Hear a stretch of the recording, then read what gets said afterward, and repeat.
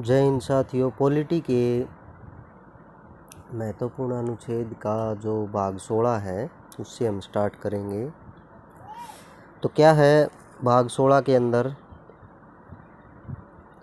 कुछ वर्गों के संबंध में, कुछ जो वर्ग है उनके संबंध में विशेष उपबंध दिए गए हैं, जो special provision relating to certain classes.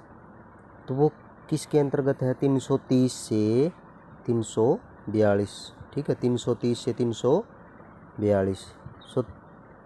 330 क्या है? लोकसभा में अनुसूचित जातियों और अनुसूचित जनजातियों के लिए स्थानों का आरक्षण है। ठीक है, लोकसभा में, किसमें?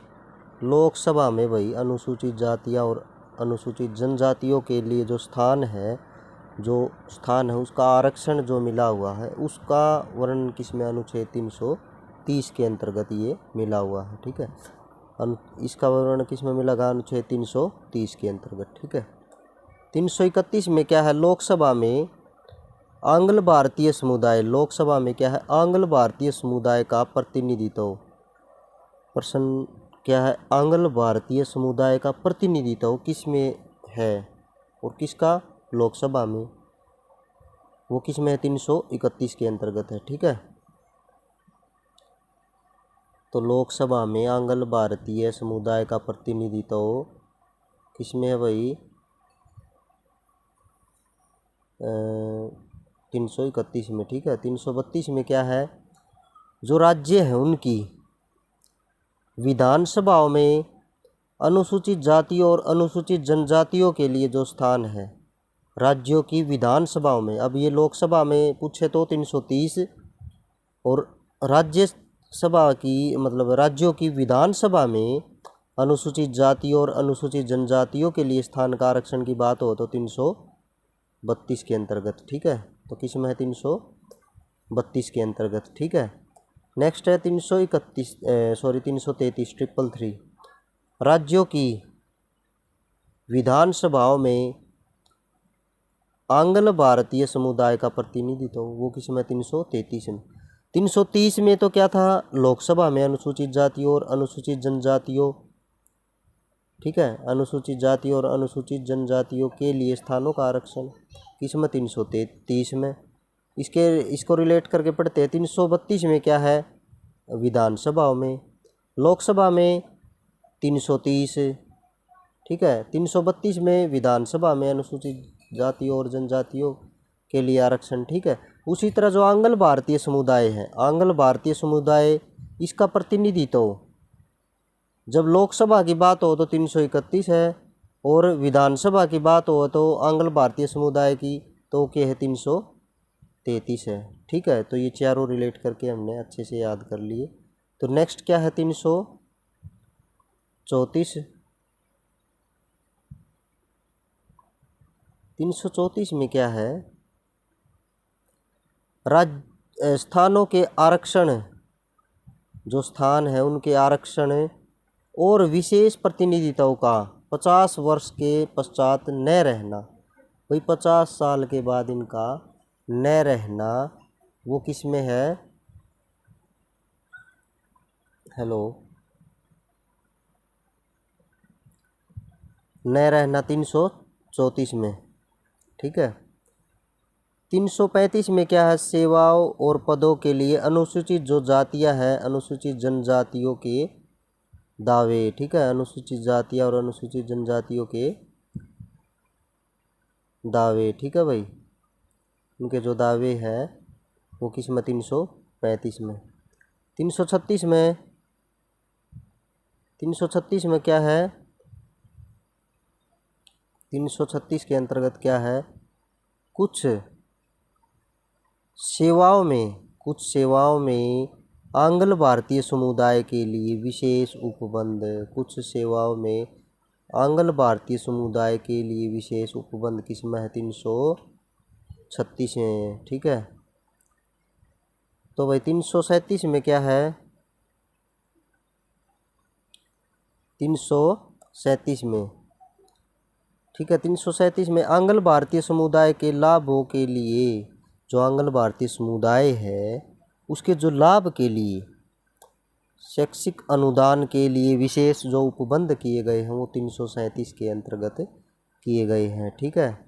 और 338 में क्या है भाई, 338 में राष्ट्रीय अनुसूचित जाति आयोग, 338 के अंतर्गत है राष्ट्रीय अनुसूचित जाति आयोग, अनुसूचित जाति। ठीक है, अनुसूचित जाति और अनुसूचित जनजाति 338 के कै, 338 में तो अनुसूचित जाति आयोग, राष्ट्रीय अनुसूचित जाति आयोग, 338 कै में राष्ट्रीय अनुसूचित सूचित जनजाति आयोग। ठीक है।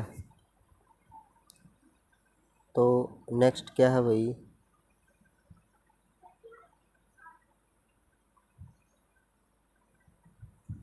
तीन सौ उनतालीस अनुसूचित क्षेत्रों के प्रशासन और अनुसूचित जनजातियों के कल्याण के बारे में संघ का नियंत्रण।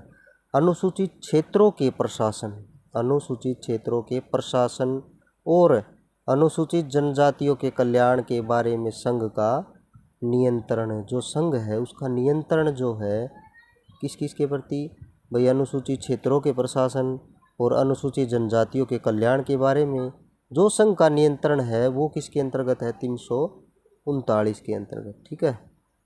उसके बाद है 340 में क्या है, पिछड़े वर्गों की दशाओं के अन्वेषण के लिए आयोग की नियुक्ति, पिछड़े वर्गों की दशाओं के अन्वेषण के लिए आयोग की नियुक्ति 340 में। ठीक है। 341 में अनुसूचित जातियाँ, 341 में क्या है, अनुसूचित जातियाँ और 342 में क्या है, अनुसूचित जनजातियाँ। 341 में अनुसूचित जातियाँ, 342 में अनुसूचित जनजातियाँ। ठीक है। तो जाति जो है अनुसूचित उसका आयोग, जाति आयोग क्या है 338 में, और अनुसूचित जनजाति आयोग 338 के कै भाग में है। ठीक है। तो 342 तक हो गया। ठीक है ना भाई। तो नेक्स्ट क्या है, तो भाग 17, नेक्स्ट क्या है भाग 17। इसमें क्या है, अध्याय में बटा हुआ है ये राज्य भाषा, ऑफिशियल लैंग्वेज, अनुच्छेद 343 से 351 तक इसके अंतर्गत है। तो पॉइंट अध्याय जो 1 है उसमें क्या निहित है, संघ की भाषा, language of union of the union, अनुच्छेद 343 से 344। 343 में क्या है, संघ की राजभाषा, संघ जो है उसकी राजभाषा 343 में है। और 344 में राजभाषा के संबंध में आयोग और संसद की समिति। ठीक है, वो किस में है, 344 में। अब अध्याय 2 की बात करें तो क्या है, पारदेशिक भाषाएं, रिलेशन लैंग्वेज, अनुच्छेद 45 से 47। ठीक है। 43-44 में तो ये दे रखा था संघ की भाषा, प्रादेशिक भाषाएं 345, 46, 47 तीनों के अंतर्गत।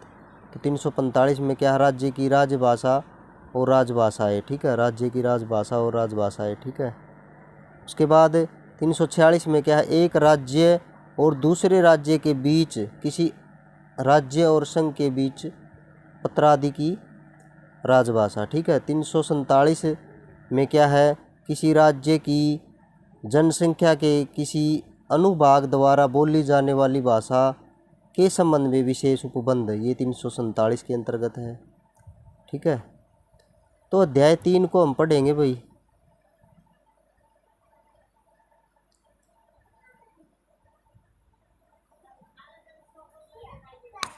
अध्याय 3 में क्या है, उच्चतम न्यायालय एवं उच्च न्यायालयों आदि की भाषाएं। ठीक है, language of supreme court, high court, etcetera. तो अनुच्छेद 348 से 349, 48 में क्या है, 348 में उच्चतम न्यायालय और उच्च न्यायालयों में अधिनियमों एवं विधेयकों आदि के लिए प्रयोग की जाने वाली भाषा, अधिनियमों एवं विधेयकों आदि के लिए प्रयोग किए जाने वाली भाषा। और 349 में क्या है, भाषा से संबंधित कुछ विधियाँ अधिनियम करने के लिए विशेष प्रक्रिया। ठीक है, भाषा से संबंधित विधियाँ, कुछ विधियाँ अधिनियमित करने के लिए विशेष प्रक्रिया। ठीक है भाई। तो नेक्स्ट क्या है, अध्याय 4 में क्या है, विशेष निर्देश। अनुच्छेद 350 51 350 में क्या है, व्यवस्था के निवारण, जो व्यवस्था की गई उसके निवारण के लिए अभ्यावेदन में प्रयोग की जाने वाली भाषा, अभ्यावेदन में प्रयोग की जाने वाली भाषा। और 350 क में क्या है, प्राथमिक स्तर पर मातृभाषा में शिक्षा की सुविधाएं, प्राथमिक स्तर पर मातृभाषा में शिक्षा की सुविधाएं। 350 ख में क्या है, भाषाई अल्पसंख्यक वर्गों के लिए विशेष अधिकारी। ठीक है। अनुच्छेद 351 में क्या है, हिंदी भाषा के विकास के लिए निर्देश, हिंदी भाषा के विकास के लिए निर्देश, जो किस में है, इसके अंतर्गत है। ठीक है। तो थोड़ा इसको दोबारा से रिवाइज करते हैं। तो अध्याय 3 में क्या है, उच्चतम न्यायालय एवं उच्च न्यायालयों आदि की भाषा, उच्चतम न्यायालय और उच्च न्यायालय आदि की भाषा। 348 में उच्चतम न्यायालय एवं उच्च न्यायालयों में अधिनियमों एवं विधेयकों आदि के लिए प्रयोग किए जाने वाली भाषा। ठीक है। 349 में भाषा से संबंधित कुछ विधियाँ, भाषा से संबंधित कुछ विधियाँ है जो कि अधिनियम करने के लिए, भाषा से संबंधित कुछ विधियाँ अधिनियमित करने के लिए विशेष प्रक्रिया, अधिनियमित करने के लिए विशेष प्रक्रिया। ठीक है। अध्याय 4 में क्या है, विशेष निर्देश, स्पेशल तो क्या है भाई, अध्याय 4 में क्या विशेष निर्देश दिए गए, जो 350 51 तक है। ठीक है। 350 में क्या है, व्यथा के निवारण के लिए, व्यथा भाई ये, ठीक है, व्यथा के निवारण के लिए अभ्यावेदन में प्रयोग की जाने वाली भाषा। ठीक है। अभ्यावेदन में प्रयोग की जाने वाली भाषा, ये कुछ खास इम्पोर्टेंट नहीं है। 350 क में क्या, प्राथमिक स्तर पर मातृभाषा में शिक्षा की सुविधाएं, प्राथमिक स्तर पर मातृभाषा में शिक्षा की सुविधाएं। और 350 ख में क्या है, भाषाई अल्पसंख्यक वर्गों के लिए विशेष अधिकारी। ठीक है। 351 के अंतर्गत क्या है, हिंदी भाषा के विकास के लिए निर्देश। तो आज के इस भाग में हम सिर्फ इतना ही डिस्कस करेंगे। नेक्स्ट वीडियो में भाग 18 से आगे का करते हैं।